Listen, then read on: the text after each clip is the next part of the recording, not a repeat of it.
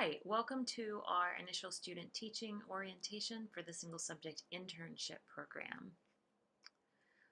My name is Libby Miller and I am going to be serving as the single subject internship coordinator.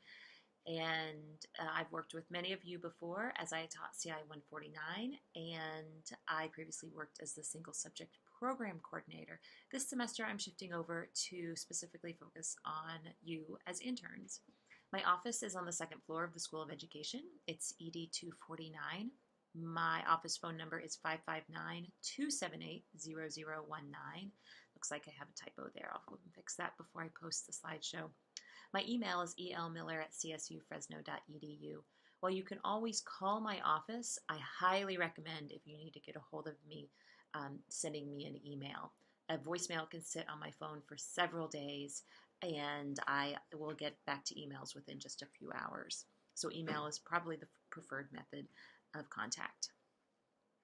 As an intern, an initial student teaching intern, you will need to make sure you're enrolled in 155A, section 33713. This section is specifically for interns. You will also need to make sure you're enrolled in my online seminar, 154A, 36683. We will be using Google Classroom for this seminar. There are instructions in the Blackboard shell on how to access Google Classroom and how to add our class using the class number. Once you get there, you'll get to this blue screen, and this is where I will be posting all of our assignments.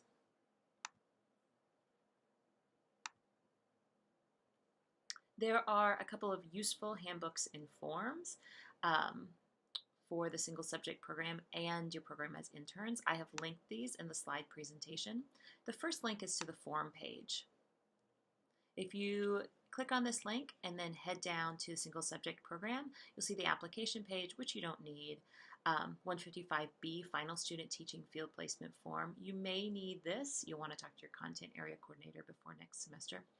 And the single subject handbook. I've also linked the single subject handbook here. This is a large document, so it takes a little bit of time to load.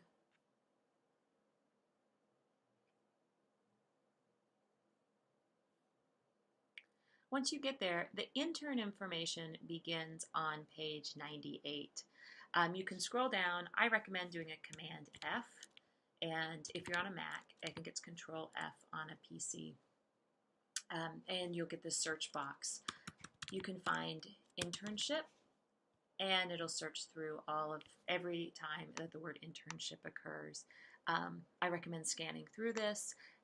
Page 98 on to 120 gives you an overview of the internship program. Now please note that a few things have changed. When this document was originally created, you had to have completed initial student teaching in order to be an intern.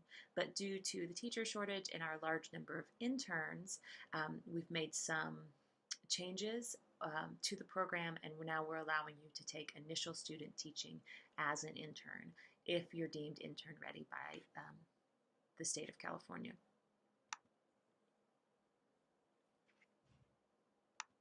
There are two projects in initial student teaching that you'll be completing. The first is the Comprehensive Lesson Plan Project. You'll hear this referred to as the CLPP. Please mark your calendars. This is mandatory Tuesday, April 4th. It will be in the evening. The time will be determined. It will be after school in the computer lab on campus.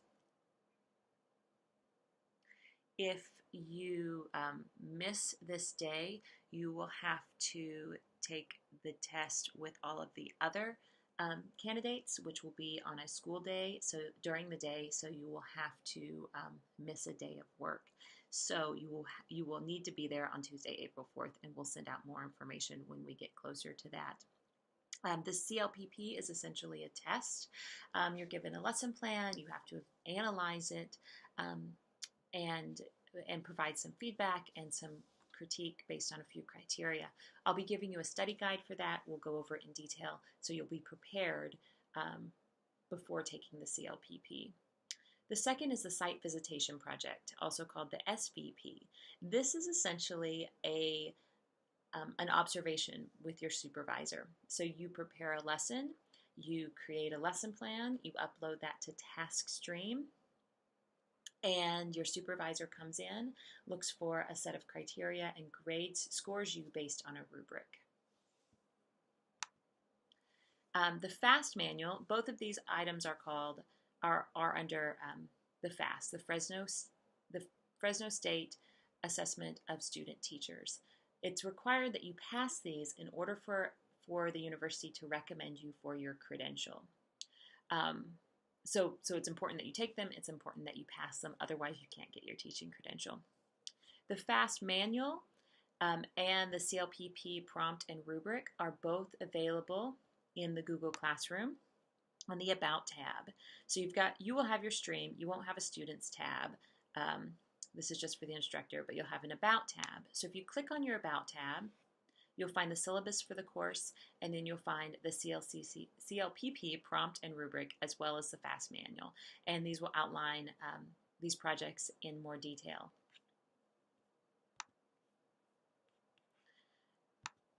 All of your scores and your documents will be uploaded onto something called TaskStream. You will need to create a TaskStream account. I will send out a cheat sheet for creating TaskStream by the end of the week. You will have to pay for it, unfortunately. So you need a credit card, and I believe it's $25 or $35. But I'll get that information to you once I receive it from the field placement office. It's required. Unfortunately, it does have a cost with it, but the state requires that we have a repository for your scores and your documents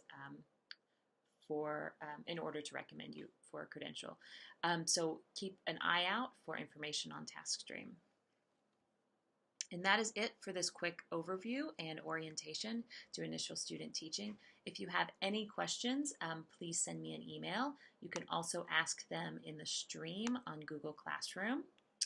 I will be posting this slide presentation as well as the video, and I will also be sending it out via email so that you'll all have access to it. I look forward to working with you this semester and supporting you during this process.